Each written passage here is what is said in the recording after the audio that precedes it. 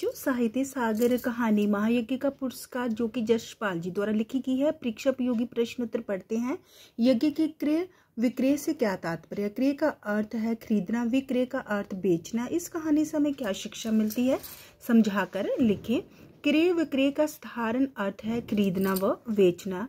किसी वस्तु को ही खरीदा व बेचा जा सकता है, पर इस कहानी महायज्ञ का पुरस्कार के अनुसार यज्ञ को भी खरीदा व बेचा जाता था। सेठ जी अपनी दरिद्रता अर्थात गरीबी से दुखी हो गए थे, इसलिए उनकी पत्नी ने उन्हें अपना एक यज्ञ बेचने की सलाह दी थी। कुंदनपुर नामक धन्ना सेठ की सेठानी ने उनके उस दिन किए महायज्ञ को खरीदने की इच्छा प्रकट की। वह दिव्य दृष्टि रखती थी। दिव्य दृष्टि का अर्थ अलौकिक दृष्टि। दिव्य दृष्टि का अर्थ ईश्वर के समान नजर, ताकि स्वयं अपने आप वहां ना रहने पर भी सब कुछ देख लेना। ये दिव्य दृष्टि का अर्थ। वह दिव्य दृष्टि रखती थी। वह जानती थी कि सबसे बड़ा धर्म और महायज्ञ जीवों की सेवा है।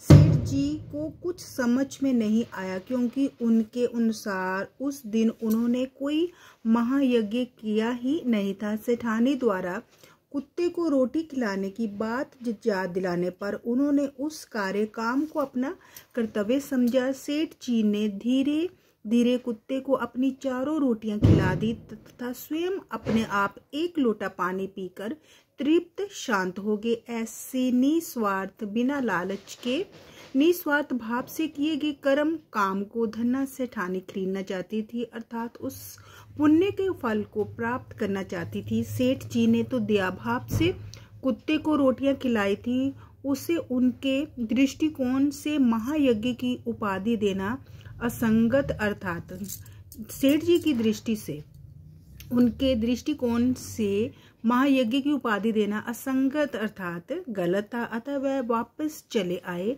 हमें कहानी से क्या शिक्षा मिलती है? प्रस्तुत कहानी से हमें शिक्षा मिलती है कि हमें जीवों पर दया करनी चाहिए। निस्वार्थ भाव से, निस्वार्थ का अर्थ बिना लालच, निस्वार्थ भाव से परोपकार भलाई करने वाला व्यक्ति पुण्य आत्मा होता है।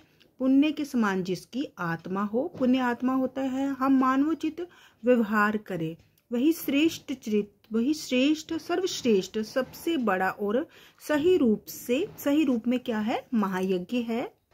महायज्ञ और यज्ञ से आप क्या समझते हैं? यज्ञ व महायज्ञ के अंतर को उदाहरण सहित स्पष्ट कीजिए। यज्ञ शब्द संस्कृत की यज धातु से बना है, जिसका अर्थ दान, देव पूजन, अग्नि में आहुति देना होता है। यज्ञ का अर्थ हवन तथा दान पुण्य से होता है, पर यहाँ लेखक ने यज्ञ शब्द का प्रयोग प्राणी मात्र के उपकार के लिए किया है। लेखक के अनुसार निस्वार्थ, बिना किसी स्वार्थ लालच भाव से किया गया कोई भी सेवा कार्य काम और विपत्ति मुसीबत के समय भी उस सेवा कार्य को, उस सेवा के काम को ना छोड़ना ही महायज्ञ कहलाता है। सेठ जी ने स्वयं अपने आप भूखे रहकर एक भूखे कुत्ते को अपनी चारों रोटियां एक एक करके खिला दी। ये सबसे बड़ा पुण्य का काम अर्थात महायज्ञ है। यज्ञ किसने और क्यों बेचा? यज्ञ सेठ जी ने, तथा इसलिए बेचा जिससे गरीबी की स्थिति में उसे कुछ धन प्राप्त हो सके, ताकि वह कुछ दिन भूखमरी से बच सके। तो बच्चों, अगर आपको मेरी वीडियो अच्छी लगी हो तो प्लीज़ इसे लाइक शेयर और सब्सक्राइब कीजिए। धन्यवाद।